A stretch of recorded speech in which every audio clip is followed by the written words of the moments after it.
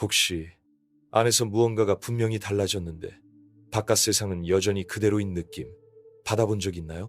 예전엔 즐겁던 대화들이 갑자기 공허하게 들리고 설렘을 주던 장소들이 더 이상 당신을 끌지 않고 가까웠던 사람들조차 낯선 언어를 쓰는 것처럼 느껴지기도 하죠. 당신은 여전히 그 자리에 있고 필요할 땐 웃고 기대되는 역할을 해내고 있지만 마음 어딘가는 조용히 예전의 자신과 거리를 두기 시작합니다. 어쩌면 이건 위기도 피로도 아닐지 몰라요. 어쩌면 이건 깨어남일지도 몰라요. 영적인 깨어남은 모든 게 한순간에 이해되고 평화가 찾아오는 마법 같은 순간이 아니에요. 많은 경우 그 시작은 어색함으로 다가와요. 침묵으로, 아무도 보지 못하는 공허함으로요. 그런데 그 안에서 우리 마음은 조용히 묻기 시작해요. 내가 뭔가 잘못된 걸까? 칼 융은 말했습니다. 모든 내면의 성장은 반드시 어느 정도의 고통을 동반한다고요. 왜냐하면 깨어난다는 건 더 나은 사람이 되는 게 아니라 우리가 연기해온 가짜 자아를 놓아주는 과정이기 때문이에요. 그리고 그건 아프기도 하지만 동시에 깊이 해방되는 순간이기도 해요. 이번 영상에서는 융이 말한 개성화의 여정을 바탕으로 영적인 깨어남의 5단계를 이야기해보려 해요. 삶의 진실과 깊이를 찾고자 하는 사람들이라면 누구나 거치게 되는 과정들이에요. 순서는 사람마다 다를 수 있고 걸리는 시간도 다 다르지만 한 가지는 같아요. 이 여정을 지나면 다시는 예전의 자신으로 돌아갈 수 없다는 거예요. 당신도 어쩌면 지금 이 여정 어딘가에 있을지도 몰라요. 이미 몇 단계를 지나왔을 수도 있고 이제 막 그 문턱에 서 있을 수도 있죠. 혹은 자신이 깨어나고 있다는 사실조차 아직 잘 모르겠을 수도 있어요. 괜찮아요. 중요한 건 이 길이 경쟁이 아니라는 걸 아는 거예요. 이 길은 기억해내는 여정이에요. 언제나 내 안에 있었던 어떤 본질과 다시 연결되는 아주 조용한 회복의 순간이니까요. 깨어남의 첫 번째 신호는 번개처럼 내리꽂히거나 모든 것이 환히 밝혀지는 계시처럼 찾아오지 않아요. 그것은 아주 미묘하게 거의 안개처럼 다가옵니다. 아침에 눈을 뜨고 문득 느끼는 거죠. 모든 게 너무 평범하다는 것. 너무 예측 가능하고 반복적이라는 것. 마치 삶이 영혼 없는 루틴의 연속이 되어버린 느낌이에요. 해야 할 일은 여전히 해요. 일하고, 대화 나누고, 메시지에 답하고, 가끔 사진도 올려요. 겉으로 보기엔 아무 문제 없어 보여요. 그런데 마음 깊은 곳에서 조용한 질문이 맴돌기 시작해요. 정말 이게 다일까? 이 첫 번째 단계는 조용하면서도 위험해요. 왜냐하면 겉으론 아무 일도 없어 보이기 때문이죠. 주변 사람들은 당신이 잘 지내는 줄 알아요. 하지만 당신 안에서는 이상한 단절감이 생기기 시작해요. 무대 위에 서 있긴 한데 더 이상 그 대본을 믿지 않는 느낌. 모든 게 흘러가고 있지만 어딘가 아주 깊은 피로가 밀려옵니다. 그건 몸이 아니라 영혼이 느끼는 피로예요. 융은 이런 말을 했어요. 많은 고통은 더 이상 우리에게 맞지 않는 삶을 억지로 계속 살아가려 할 때 생긴다. 이 시기에 그런 일이 일어나요. 사회적 가면이 점점 답답해지고 우리가 소속되기 위해, 사랑받기 위해, 기대에 부응하기 위해 입었던 페르소나가 서서히 금이 가기 시작해요. 그리고 그 틈 사이로 영혼이 빠져나오려 해요. 이건 개성화의 여정이 시작되는 순간이지만 아직은 방향도 이름도 없이 그냥 불편함으로만 느껴집니다. 가장 흥미로운 건 이 시기에 사람들은 자신이 영적 과정 중이라고 인식하지 못한다는 거예요. 그저 설명할 수 없는 불편함, 정체를 알 수 없는 허전함, 가벼운 우울함 같은 걸 느낄 뿐이에요. 때로는 갑자기 모든 걸 내려놓고 멀리 떠나고 싶기도 하고 또 어떤 날엔 짜증과 불안이 사소한 것에도 올라와요. 가장 익숙했던 공간에서조차 낯선 느낌이 들기도 하죠. 그래서 많은 사람들이 이 부름을 무시하려 해요. 당연하죠. 낯설고 두렵고 무언가를 바꾸기엔 너무 많은 걸 안고 있으니까요. 기존의 삶을 유지하는 게 더 쉬워 보여요. 그대로 스크립트를 따라가는 게 익숙하니까요. 하지만 이 감정을 무의식 속으로 밀어넣을수록 그것은 더 크게 돌아옵니다. 융은 말했죠. 우리가 안에서 마주하지 않은 것들은 결국 운명처럼 우리 앞에 나타난다. 영혼이 변화를 요청할 때 그 요청을 외면하면 삶이 언젠가는 우리를 흔들어 깨웁니다. 그 흔들림은 종종 위기로 찾아와요. 정체성의 혼란, 예상치 못한 상실, 관계의 단절, 그리고 그 아픔 속에서 우리는 비로소 깨닫기 시작해요. 우리가 그동안 쫓아온 것들 말고 더 깊은 어떤 것이 있다는 걸. 겉으로 보이는 성공, 좋아요, 수, 안정된 계획, 그런 것들로는 채워지지 않는 무언가가 있다는 걸요.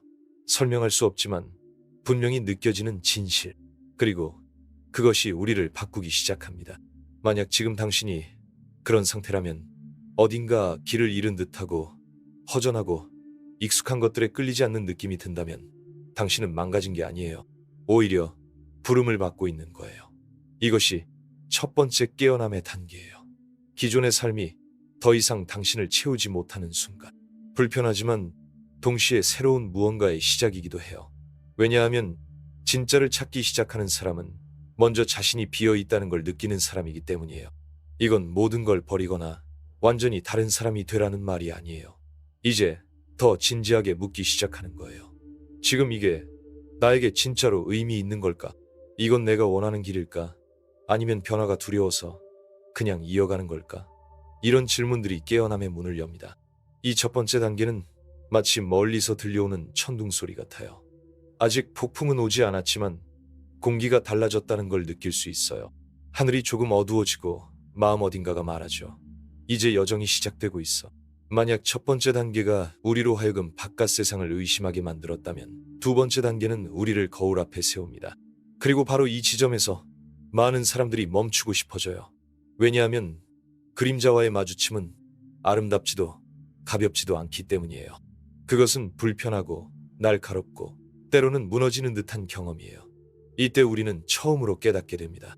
고통은 시스템이나 사회, 주변 사람들에게만 있는 게 아니라 나에게도 있다는 걸요. 내 안, 내가 일부러 외면해온 그 내면 깊은 곳에요.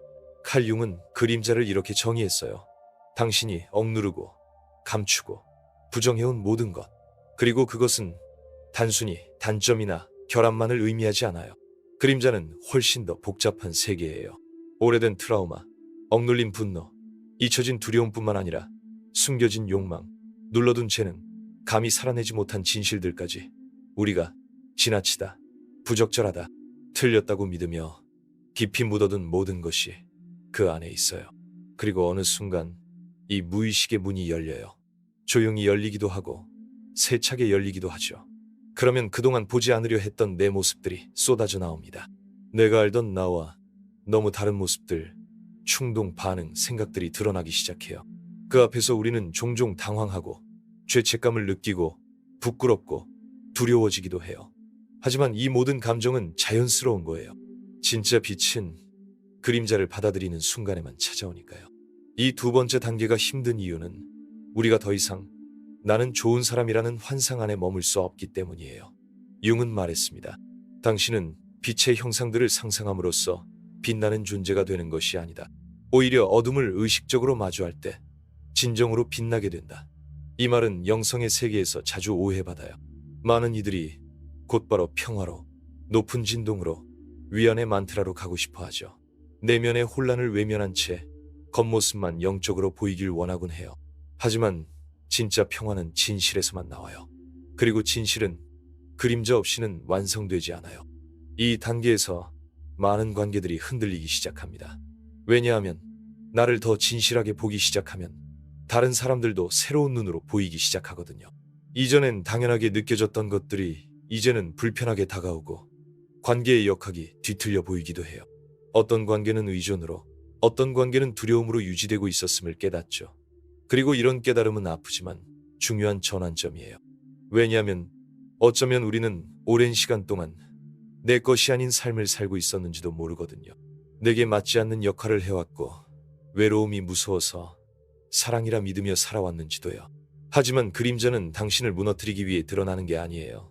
오히려 자유롭게 하기 위해 나타납니다. 숨기려 할수록 우리는 에너지를 소모하게 되고 결국 지치게 돼요. 괜찮은 사람처럼 보이려 애쓰는 삶은 오래 갈 수 없어요. 그림자와의 대면은 실은 화해의 시작이에요. 내 안에 상처난 조각들과 억눌려 있던 가능성과 오랫동안 방치된 진짜 나와 다시 손을 맞잡는 순간이죠. 그리고 그렇게 하나둘 통합되기 시작할 때 비로소 우리는 진짜로 온전함을 느끼게 돼요. 모든 것이 완벽하게 해결되지 않았어도요. 이건 빠르게 끝나는 과정이 아니에요. 직선적인 길도 아니고요. 어떤 날은 꽤 멀리 나아간 것 같다가 작은 자극 하나에 다시 깊은 구덩이로 빠지기도 해요. 하지만 괜찮아요. 깨어남은 계단이 아니라 나선이에요. 같은 자리를 다시 만나더라도 그 시선은 달라져 있어요. 더 성숙해진 나, 더 너그럽게 자신을 바라보는 나로 돌아오게 됩니다. 그것만으로도 이미 빛이에요. 이 단계에서 많은 사람들이 혼란을 실패로 오해해요. 그런데 사실 그 반대예요. 이전까지 보이지 않던 내면의 진실들이 보이기 시작했다는 건 무언가가 깨어나고 있다는 증거예요. 가려져 있던 베일이 걷히고 있다는 뜻이고, 당신의 영혼이 이제 더는 억눌려 살 수 없다고 말하고 있는 거예요. 고통은 그저 오래된 껍질이 부서지는 소리일 뿐이에요. 그리고 이 시점에서 완전히 새로운 질문이 떠오르기 시작합니다. 더 이상 내가 왜 이러는 걸까가 아니라 이 모든 것 너머에 있는 진짜 나는 누구일까? 이 질문이 진심으로 던져지는 순간 다음 단계로 향하는 문이 열리기 시작해요. 어느 순간 당신은 주변을 둘러보게 됩니다. 그런데 아무것도 더는 의미를 갖지 않아요. 예전엔 굳게 믿던 확신들이 손가락 사이로 흘러내리듯 사라지고, 당신이 스스로에 대해 믿고 있던 이미지가 하나둘씩 무너져요. 일부러 그러고 싶은 것도 아닌데 더는 그 모습을 유지할 수 없는 거예요. 자아의 붕괴는 스스로 선택하는 사건이 아니에요. 그것은 조용히 안쪽에서부터 무너지는 내면의 붕괴, 영혼이 이제 태어날 시간이다라고 말할 때 시작되는 과정이에요. 칼 융은 이 시기를 개성화 여정에서 반드시 필요한 순간이라고 보았습니다. 자, 우리가 세상 속에서 정체성을 구축하기 위해 만들어낸 구조는 이때 한 발 물러나야 해요. 자아는 적이 아니에요. 오히려 우리를 오랫동안 보호해 주었고, 방향을 제시했고, 사회적 인정을 가능하게 해주었죠. 하지만 자아는 유한한 도구입니다. 그리고 진짜 깨어남은 그 경계를 넘어설 것을 요구해요. 이 시기는 많은 이름으로 불립니다. 영혼의 어두운 밤, 실존적 공허, 내면의 사막을 건너는 시간, 그리고 그 어떤 표현도 과장이 아니에요. 이 시기에는 모든 게 공중에 떠 있는 것처럼 느껴져요. 예전의 나는 더 이상 나같지 않고, 그렇다고 새로운 내가 어떤 모습인지도 아직 모르겠어요. 세계 사이에 낀 듯한 상태, 바닥이 사라지고 말은 위로가 되지 않고 익숙했던 습관들조차 고통을 잠재우지 못하는 그 어중간한 곳. 그런데 바로 그 지점에 기회가 있어요. 이 공허는 끝이 아니에요. 오히려 아주 풍요로운 시작이에요. 새로운 것이 자라기 위해 필요한 공간. 융은 말했어요. 무언가 새로운 것이 창조되는 건 지성에 의해서가 아니라 내면의 필요에서 비롯된 놀이 본능에 의해 이루어진다.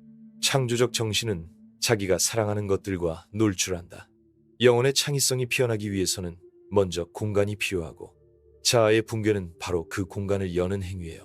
이 시점에서 많은 사람들은 다시 안전지대로 돌아가고 싶어져요. 무너진 자아를 새 옷으로 다시 세워보려 해요. 새로운 사상, 새로운 외모, 새로운 관계를 통해 자신을 다시 정리하려 하죠. 하지만 마음을 깊이 들여다보면 알 수 있어요. 지금은 무엇을 세울 때가 아니라 무엇을 놓을 때라는 걸. 지금은 손을 놓아야 할 시간, 죽어야 할 것이 죽도록 허락해야 하는 시기예요. 자아는 통제하려고 하고 계획을 세우려 하지만 영혼은 알지 못하는 곳에서 피어나요. 미지의 세계에서, 틀을 벗어난 곳에서요. 이 시기엔 많은 사람들이 침묵을 만나기 시작해요. 명상을 찾고 자연 속을 걷고 예술과 연결되고 스스로를 증명하지 않아도 되는 공간을 찾게 돼요. 무언가를 이룰 필요가 없어졌을 때 존재 자체가 모습을 드러냅니다. 그때 비로소 깨닫게 돼요. 나는 내 직업이 아니고, 내가 겪은 과거도 아니고, 내 고통이나 성취도 아니라는 것. 나는 존재 그 자체, 그것이면 충분하다는 것. 이 단계는 근본적인 전환점이에요. 동시에 외롭기도 해요. 왜냐하면 자아가 사라지기 시작하면 세상을 바라보는 눈이 달라지기 때문이에요. 이전엔 그렇게 중요해 보였던 것들, 지위, 타인의 시선, 경쟁이 점점 빛을 잃어요. 더 이상 설득하거나 이기거나 맞추고 싶지 않아요. 그저 평화롭고 싶어요.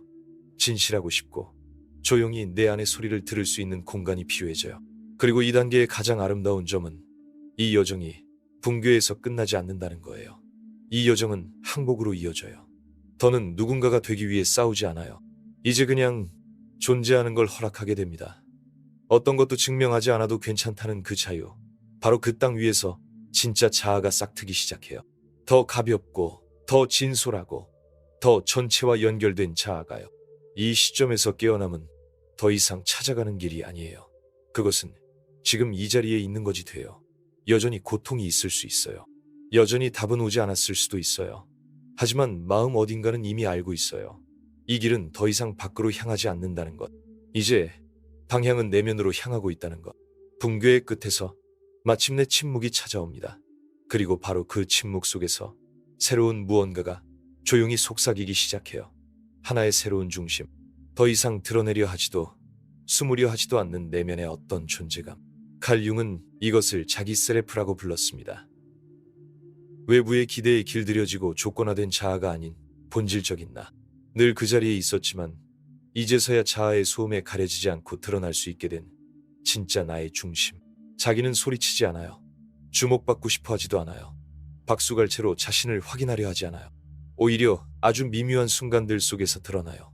이유 없이 찾아오는 평온, 불현듯 솟아오르는 명료함, 아무도 이해하지 않아도 따라가고 싶은 진실의 방향. 이 단계에 이르면 삶은 조금씩 새로운 형태를 띠기 시작해요. 더 단순하고, 더 가볍고, 더 정직해져요. 그리고 가장 흥미로운 건 예전엔 그렇게 중요해 보이던 것들이 이제는 작아 보이기 시작한다는 거예요. 이제 당신은 퍼포먼스를 하지 않아도 존재할 수 있다는 걸 알아요. 사랑하면서도 자신을 잃지 않을 수 있다는 걸, 실수하더라도 무너지지 않을 수 있다는 걸 배워요. 진정성은 완벽함이 아니에요. 허락이에요. 있는 그대로의 자신을 허락하는 것.